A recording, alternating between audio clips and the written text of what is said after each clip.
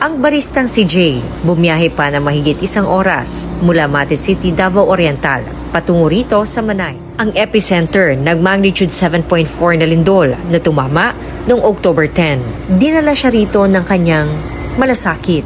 Namimigay siya ng libreng kape para sa mga frontline workers na nagsasakripisyong malayo sa pamilya upang maglingkod sa gitna ng kalamidad. Salamat.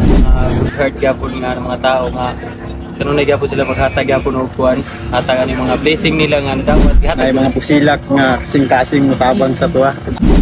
Happy na ganito makapagbigay kami sa mga frontliners na mga Bangon, Manay, Davao Oriental. Para sa GMA Integrated News, John D. Esteban ng GMA Regional TV, 1 Mindanao.